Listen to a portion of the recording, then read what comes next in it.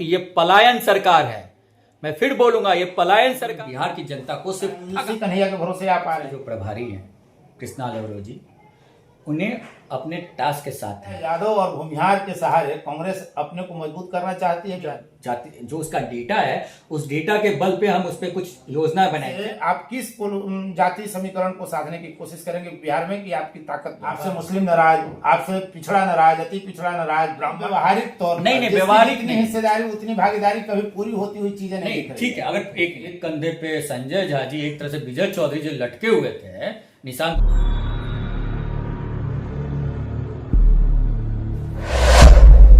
नमस्कार, मैं उपेंद्र कश्यप और आप देख रहे हैं फोर्थ व्यूज। आज बात करते हैं बिहार पॉलिटिक्स में ज्ञान रंजन जी से। कांग्रेस के प्रदेश प्रवक्ता हैं। बिहार विधानसभा चुनाव की तमाम बिसात बिछाने की कोशिश की जा रही है। भितहरवा फिर चर्चा में है, कन्हैया कुमार चर्चा में है, यात्रा निकाल रहे हैं। इसका इम्पैक्ट क्या पड़ेगा? ओबीसी, ईबीसी, राहुल गांधी कहते हैं कि जाति गिन लो, सारी समस्याओं का समाधान हो जाएगा भारत में। इन्हीं तमाम पहलुओं पर हम जानने का प्रयास करेंगे प्रदेश प्रवक्ता ज्ञान रंजन जी से कि कांग्रेस की रणनीति क्या है, नीति क्या है, और फिर बिहार विधानसभा चुनाव में कितनी सीटें कांग्रेस को मिलेंगी या मांग पाएगी कांग्रेस। जिस तरह की चर्चा है पूरे बिहार पॉलिटिक्स पर आज हम चर्चा करते हैं। नमस्कार ज्ञान रंजन जी। नमस्कार उपेंद्र जी। जैसा कि आपका चैनल का नाम भी है फोर्थ व्यूज, और हमारा चौथा स्तंभ भी बहुत ही मायने रखता है डेमोक्रेसी में, समाज को जागरूक रखने के लिए। और मैं आपके माध्यम से, आपके चैनल के माध्यम से ये बताना चाहूँगा कि जिस तरह से बिहार में भ्रष्टाचार, जिस तरह से बिहार में पलायन, जिस तरह से बिहार में महंगाई, जिस तरह से बिहार में पैसों का बंदर बाट कंबल ओढ़ के मलाई खा रही है जो बिहार सरकार, उससे बिहार की जनता ऊब चुकी है। पिछले 2 दशक से जब भी देखिएगा एनडीए की सरकार सत्ता में है, और जब भी उनसे कोई घटना होती है या किसी मुद्दे पे आप बात करेंगे तो वो सीधे इतिहास के काल 2005 से पहले, हाँ, इतिहास के काल में चले जाते हैं।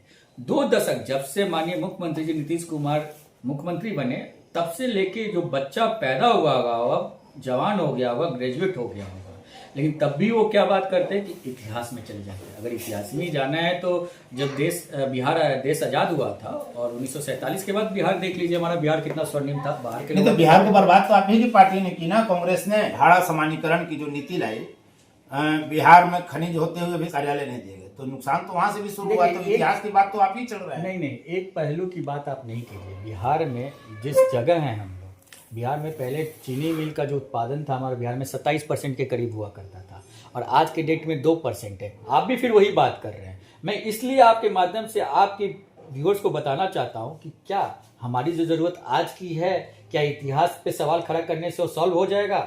नहीं। मैं फिर ये कहना चाहता हूँ, आप बहुत रिस्पॉन्सिबिलिटी के साथ ये कहना चाहता हूँ कि ये बिहार सरकार जो है सुशासन की सरकार नहीं है। मैं आपके माध्यम से, आपके चैनल को माध्यम से बताना चाहता हूं कि ये पलायन सरकार है।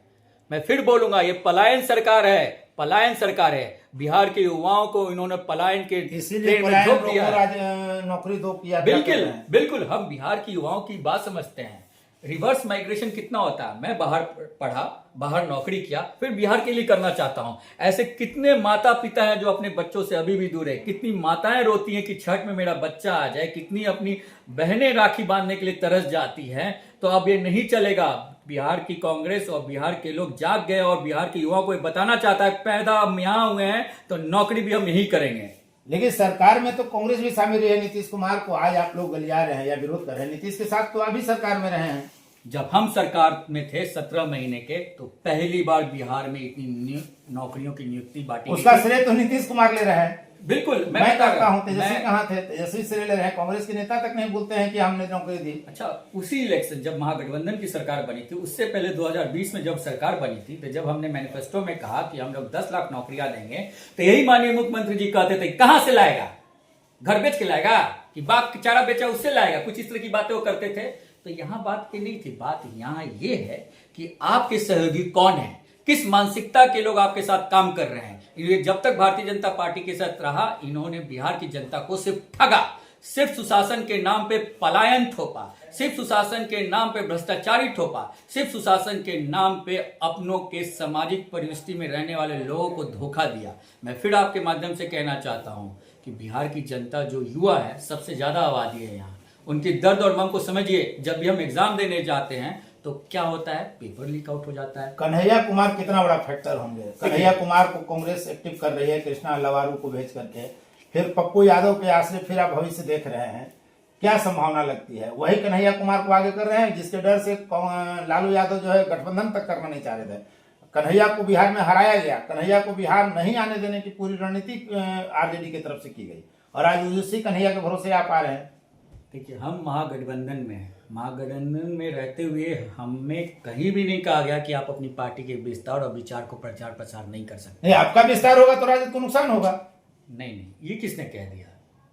इसीलिए तो राजद आपको नहीं कन्हैया को लाने दे रहा है। हमने तो एक भी ऐसा स्टेटमेंट किसी भी नेता का नहीं सुना, ना तेजस्वी जी के मुंह से सुना, ना किसी और के मुंह से सुना। बहुत कुछ राजनीति में बिना कहे ही कर दिया। नहीं, जो ऑन रिकॉर्ड ऑन स्क्रीन है उसी की बात कीजिए। अब अंदर खाने में तो बहुत होता है, माननीय मुख्यमंत्री जी के बारे में भी लोग अंदर खाने में बहुत चर्चा कर रहे हैं, लेकिन उसका क्या क्यास लगाना, उस पर बात करना ही बेकार है। जिस तरह से उनके मानसिक स्थिति पर सवाल उठाया जा रहा है, जिस तरह से उनको मंत्राओं के घेरे में घेर रखा गया है, जिस तरह से उनपे इल्जाम लगाया जा रहा है कि प्रशासन लोग सरकार चला रहे हैं, गिने चुने लोग चला रहे हैं, तो इस पे जब इस सरकार क्या बोला जा सकता है? इसी बातों के राजनीति में कुछ आपके प्रदेश अध्यक्ष लालू के करीबी माने जाते हैं और कृष्णा लवारू आते हैं तो आज तक गए ही नहीं लालू से मिलने, जबकि तमाम आज तक बिहार प्रभारी कांग्रेस जितने भी रहे सभी गए लालू परिवार से मिलने। इसे भी दूरी के रूप में देखा जा रहा है। फिर बीच में आप कन्हैया को खड़ा कर रहे हैं, फिर पप्पू यादव को खड़ा कर रहे हैं, जिनको हराने के लिए राजग को वोट दे देने की सार्वजनिक अपील तेजस्वी ने लोकसभा चुनाव में की थी। देखिए, मैं दो बात को फिर क्लियर करूंगा। हमारे प्रदेश के जो प्रभारी हैं कृष्णा लवारू जी, उन्हें अपने टास्क के साथ हैं, उनको ये नहीं कहा गया होगा कि इनसे मिलो उनसे मिलो। एक संगठनात्मक जो हम में कमियां हैं, राजनीति में संदेश तो ऐसे ही नहीं, तो संदेश तो मैं उसी बात का जवाब दे रहा हूं। मैं पीछे आपके सवालों से पीछे नहीं उठ रहा, मैं यही बता रहा हूं कि हमारा टास्क क्या है। हमारे प्रदेश अध्यक्ष माननीय अखिलेश प्रसाद सिंह, हमारे इंचार्ज श्री कृष्णा लवारू जी, ये बिहार के चेहरे हैं। बात को समझिएगा, इनके समन्वय से बिहार के संगठन को मजबूत करने की जो कवायद शुरू हुई है वो चल पड़ी है। कहीं ना कहीं हमारा ये मानना है कि हम पे जो इल्जाम लगता है कि हम कमजोर हैं, हम अपना घर को तो पहले संभालें, हम अपने संगठन की रूट की ताकत को बनाएं और फिर हम चुनाव लड़ेंगे। और देखिएगा, इस बार आप भी जानते हैं, हाल ही में सर्वे हुआ था कि महागठबंधन की तरफ बिहार की जनता आस लगाई है, क्योंकि हर चीज के लिए, आप भी जानते हैं, हर चीज के लिए अगर दवाई लेकर आना हो तो बिहार से बाहर, कमाई करना रोजगार करना हो तो बिहार से बाहर, शिक्षा करना हो तो बिहार से बाहर, नहीं चलेगी ये पलायन सरकार। मैं आपके माध्यम से फिर कहना चाहता हूं कि बिहार की जनता को मैं एक संदेश देना चाहता हूं, आइए जुड़िए, बिहार कांग्रेस के हाथ को मजबूत कीजिए। अध्यक्ष भूमिहार कृष्णा कन्हैया कुमार भूमिहार और फिर पप्पू यादव, क्या यादव और भूमिहार के सहारे कांग्रेस अपने को मजबूत करना चाहती है बिहार में? नहीं, आप देखिए, कोई व्यक्ति विशेष कोई भी पद पे रहेगा तो कोई तो एक जात का रहेगा ही। बात तो होगी ना, क्योंकि आपके नेता तो यही कहते हैं कि भारत की समस्या है, जाति गिन लो समस्या खत्म हो जाएगी। नहीं, मेरे नेताजी इसलिए कहते हैं कि जाति गिन लो। देखिए, हर चीज का एक जातिगत जनगणना क्यों जरूरी है देश में, मैं बताता हूँ। अगर आपका हाथ टूट गया तो आप डॉक्टर के पास जाते हैं। कर्नाटक में आप तो जाति सर्वे करके भी रिपोर्ट जारी नहीं करते हैं। नहीं, बिहार में जाति सर्वे हुआ, उसका श्रेय आप ले रहे थे, और जब भाजपा के साथ नीतीश कुमार की सरकार बन गई तो राहुल गांधी कहते हैं कि फर्जी है। देखिए, अब एकदम प्यार से सुनिएगा बात, जो वहां पे सर्वे हुई उसमें टेक्निकल फॉल्ट आ गया, जो उसको सार्वजनिक किया गया है उस पर काम चल रही है। दूसरी बात, हम जब महागठबंधन में थे, जब हमने जातिगत सर्वेक्षण कराया तो सर्वेक्षण कराने का एक मकसद था, इतने पैसे जो खर्च किए गए उसका लक्षण था कि हम जब जाति जो उसका डेटा है उस डेटा के बल पे हम उस पर कुछ योजनाएं बनाए। जैसे कि बिहार में 94 लाख परिवार को चिन्हित किया गया कि उनको 2-2 लाख रुपए मिलेंगे। जैसे कि 65% का आरक्षण का दायरा बढ़ाया गया जो आज कोर्ट में लंबित है। तो हमारे नेता और हम लोगों ने इसलिए साथ नहीं दिया था कि माननीय मुख्यमंत्री जी पलटी मार लें और उस पर कुंठी मार के बैठ जाए। अभी तक मैं आपके माध्यम से पूछना चाहता हूं आपके बीच से, क्यों नहीं अभी तक 94 लाख परिवार जिसको चिन्हित किया गया उनको 2-2 लाख रुपए मिले? ये तो क्या नहीं, अलग मुद्दा हुआ, नहीं मुद्दा है, लेकिन आप तो फर्जी कह रहे हैं। इसलिए कह रहे हैं कि जब योजना ही की, मैं फिर कह रहा हूं, मैं फिर आपको बात को समझिए, मैंने इस पे क्यों साथ दिया? साथ इसलिए दिया कि जातिगत सर्वेक्षण होगा तो डेटा आएगा जो अति पिछड़ा या स्वर्ण समाज के गरीब हो या अति पिछड़ा हो, कोई गरीब हो किसी भी जाति का हो, उसको हम उसको योजनाओं की तरह उसको लाभ पहुंचाए। जब हम लाभ नहीं पहुंचा रहे हैं तो इस सर्वेक्षण का क्या मतलब? मतलब आप हाथी पीट के खाली क्रेडिट लीजिएगा? यानी आपका मंशा यही है कि जब हमारे साथ आइए तो अच्छा काम कीजिए, जब आरएसएस बीजेपी के गोद में चले जाइए तो इस पे आरक्षण विरोधी है, क्योंकि वो डीएनए है उनका। लेकिन जाति की जब बात होती है तो कांग्रेस शुरू से ही देश में जो राजनीति की कांग्रेस की राजनीति रही, अनुसूचित जाति जनजाति, मुस्लिम और ब्राह्मण का वो उसने एक अपना समर्थक वर्ग खड़ा किया। आज तीनों ही वर्ग ये आरोप लगाते हैं कि हमारा विकास नहीं हुआ। मुस्लिम को सच्चर कमेटी ने कहा कि ये अनुसूचित जाति से भी बदतर है, तो ये तो दोष कांग्रेस का है कि उस बदतर स्थिति में मुसलमान रह गया। अनुसूचित जाति का भी विकास नहीं हुआ, ब्राह्मणों का भी बहुत विकास नहीं हुआ कहा जा रहा है। तो सवाल है कि अब फिर से आप किस जाति समीकरण को साधने की कोशिश करेंगे बिहार में कि आपकी ताकत बढ़े? देखिए, सबसे पहले आपसे मुस्लिम नाराज, आपसे पिछड़ा नाराज, अति पिछड़ा नाराज, ब्राह्मण नाराज। देखिए, पहली बात तो मैं कहूँगा कि किसका उद्धार नहीं हुआ। आज उठा के देख लीजिए, चाहे मोदी जी का कैबिनेट उठा के देखिए ना, ऊपर से नीचे तक ब्राह्मण लोग बैठे हुए हैं। मुझे उससे कोई द्वेष नहीं है, लेकिन आप सवाल कर रहे हैं कि कौन क्या है, तो आप लिस्ट उठा के देख लीजिए। खैर, आते हैं सामाजिक उत्थान की बात। सामाजिक उत्थान हमारे विचारधारा में ही रही है। जिस तरह से आप देखोगे कि बिहार में, सिर्फ बिहार की बात करते हैं, अभी बिहार पे ही आ जाते हैं। बिहार में चुनाव भी है, लोगों को ज़्यादा आनंद भी आएगा इन सब बातों में। बिहार में हमारे सामाजिक सर्वेक्षण जब हुआ, जब हमने डेटा निकाला तो हमने पाया 94 लाख परिवार जो गरीब थे वो सभी जाति और धर्म के थे। बात को समझिएगा। जब जिसमें सभी लोग सम्मिलित हैं, उसको माननीय मुख्यमंत्री जी जब पलट गए, पलटने के बाद बीजेपी आरएसएस के गोद में चले गए, तो वो क्यों अभी तक पूरा नहीं किए? बहुत गंभीर सवाल है। और मैं चाहता हूं, आप जैसा कि फोर्थ व्यूज लिखते हैं, चौथा स्तंभ में आपकी जिम्मेवारी बनती है कि आप जाइए और गांव में लोगों को ये बताइए कि कैसे नीतीश कुमार और बीजेपी आरएसएस के लोग आरक्षण विरोधी हैं।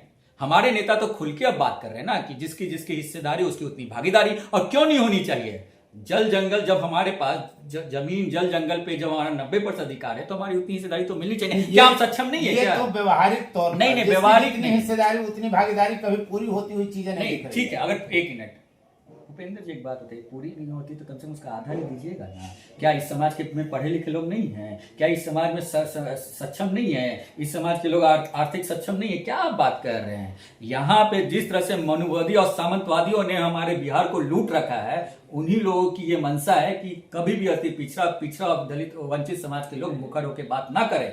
और कहीं ना कहीं इस समाज में जो समाजवादी विचारधारा का पुरोधा लेके बैठे हुए हैं, आज वो अपने बेटों को राजनीति में लॉन्च करने की पूरी कोशिश कर रहे हैं। तो क्या यह परिवारवाद गया तेल लेने?